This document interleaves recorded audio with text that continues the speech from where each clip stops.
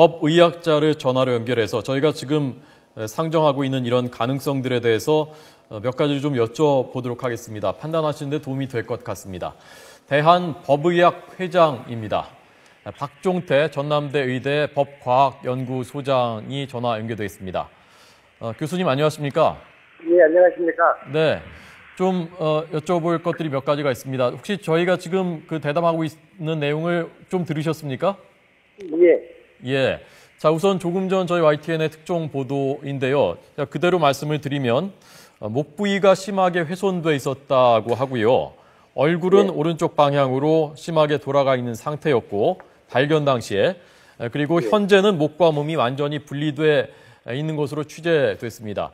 자, 어떤 가능성을 좀 상정해 볼 수 있습니까, 교수님?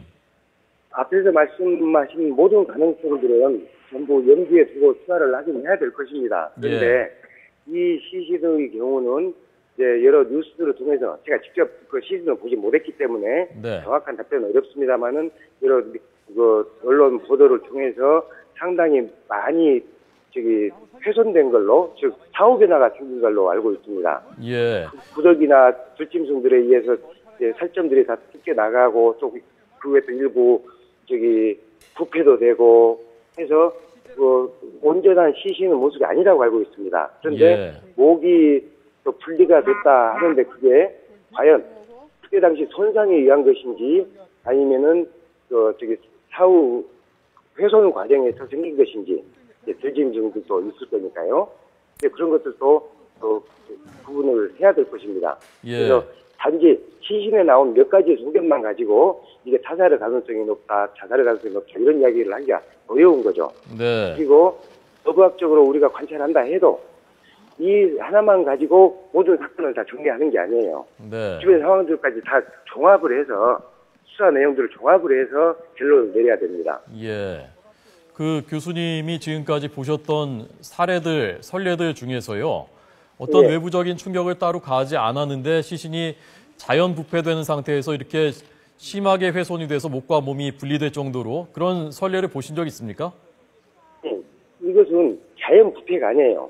부패도 있지만은 사망한 뒤에 들짐승들도 있고 구더기들도 있고 그러거든요. 예. 이제 들짐승이 뜯어낼 수도 있고 구더기가 파먹기도 하고 그런 변화가 생긴 것입니다. 예. 그렇다면은 그게 분리되는 것이 이상한 건 아니죠. 예, 그럴 수도 있단 단지 말씀이죠. 부패만 가지고 이야기할 내용이 아닌 것 같습니다. 예. 그러니까 사후 훼손까지 생각해야 됩니다. 네. 외부적인 충격이 따로 외부적인 힘이 가해지지 않았더라도 그 뒤에 자연 상태에서도 그렇게 될 가능성은 배제할 수 없다는 말씀이군요. 예, 그렇죠. 예. 자, 지금 많은 분들이 궁금해하는 것이 18일 정도 사이에 저희가 추정하는 것이 18일인데요, 기간이. 18일 사이에 이렇게 심하게 빨리 부패될 수 있는가 하는 부분이거든요. 예, 단순히 부패만 가지고 이야기를 하면은 좀 상당히 빠른 편입니다. 아주 빠른 편이죠. 예. 또 이제 부패만 가지고 이야기를 하면은 좀 의아심이 있죠. 하지만은 사망한 상태로 있으면 들짐승들이 옵니다. 들쥐도 오고 토끼도 오고 뭐 많은 들짐승들이 오죠. 그리고 곤충도 오고. 예. 그다음에 부더기가 슬게 됩니다. 예. 그래 되면 피부랄지 얼굴 피부, 그다음에 그 시신의 내장들 이런 데가 다 그 들짐승이나 곤충, 부더기 등에 의해서 다 없어지는 거죠. 그래서 단순히 부패만 가지고 이걸 설명할 수는 없고, 그 들짐승과 부더기들에 의한 사후 훼손이라고 그러죠. 인위적인 해석인 게 아니고 또 일종의 자연 현상이니까요. 네. 그러니까 저희도 과거에 이런 사건 취재할 때 그 시신이 부패되고 훼손된 것들을 경험을 했습니다마는 그것이 실내에 있는 경우하고 이번처럼 야외에 완전히 노출돼서 이런 산 기슭에 있는 거하고는 전혀 다른 문제이겠군요. 그러니까. 그러죠. 실내에 있으면은 야생 들짐승들이 없습니다. 네. 실내에 있다면은. 예. 근데 이제 야외 밭에 있기 때문에 들짐승들도 오고 그러는 거죠. 예. 자, 저희가 지금 백성문 변호사 이만수 기자하고 함께 얘기하고 있는데요. 궁금한 거 있으면 좀 물어보시죠. 저는 지금 이 시점에서 제가 법의학 전문가가 아니라 정확하게 모르겠는데, 그러니까 제가 하나 여쭤보고 싶은 게 지금 아까 외부적인 충격 말고 들짐승에 의해서 목이 분리됐을 가능성도 말씀을 하셨는데요.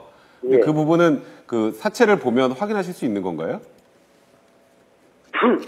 그게 들짐승들에 의한 경우, 그러니까 생존해 있을 때 그렇게 손상은 소위 생활 반응이라는 게 남게 됩니다. 생활 반응이라는 게 출혈이라든지 이런 게 남게 되는데, 문제는 그 남은 것들도 들짐승이나 구더기에 의해서 또 변형이 된다는 거예요. 그럼 알기 어렵죠. 아, 그럼 딱 보면 바로 확인은 불가능한 건가요? 이게 들짐승에 의한 그리고- 건지, 아니면 외부 충격에 의한 건지? 이제 확인이 되는 경우도 있을 거예요. 하지만 확인이 안 되는 경우도 있겠죠. 예. 자, 이 기자. 그래서 시신의 상태에 따라서 이제 어떤 소견을 보이느냐에 따라서 그걸 좀 달라지는 거죠. 무작정 들짐승이 들에서 발견됐다 해서 그게 알 수 없다 이런 의미가 아니죠. 예. 자, 교수님. 어차피- 교수님. 예. 지금 정도의 그 훼손되고 부패된 상태의 시신을 잘 감식을 하면요. 예. 사인, 그러니까 이것이 뭐 타살인지 자살인지 그 사망의 원인이 무엇인지를 명확하게 밝혀낼 수가 있습니까? 이제 수사가 진행 중인 걸로 알고 있습니다. 예. 그것을 알 수 있다 없다 이것을 제가 말씀드리는 것은 오히려 네. 만약에 범죄의 가능성이 있다면은 그걸 도와주는 것이 되죠. 예. 아니 그렇지만 지금까지 이런 뭐 비슷한 어떤 선례들이나 경험해 보신 다른 사건들이 있었을 것 아닙니까? 네. 그런 그 선례에서 그런 그 비춰서 말씀을 해달라는 말씀입니다. 예, 그 찾아낼 수도 있습니다. 찾아낼 수 있다고요?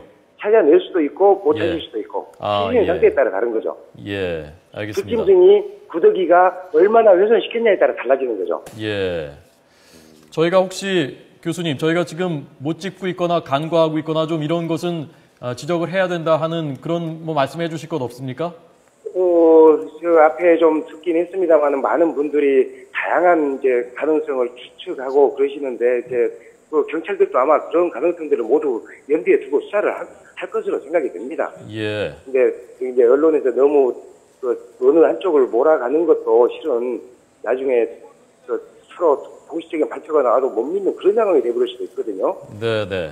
그래서 지금 일단 법학자 입장에서는 훼손 정도에 따라서 달라질 수가 있기 때문에 뭐 특별히 이제 더 이상 추가드릴 말씀은 없고 예, 예. 그다음에 주변 정황들 맞춰서 수사할 것이니까 저는 기다리는 게 방법 아닌가라고 생각을 하고 있습니다. 예, 알겠습니다. 자, 박종태 박사님 감사하고요. 저희도 어느 쪽으로 몰아가거나 어느 쪽으로 단정하지 않고 여러 가지 가능성들을 추론하고 상정해서 여러 가지 가능성들에 대해서 좀 균형 잡힌 보도를 하도록 노력을 하고 있고 또 앞으로 그렇게 하도록 하겠습니다. 고맙습니다. 예, 감사합니다.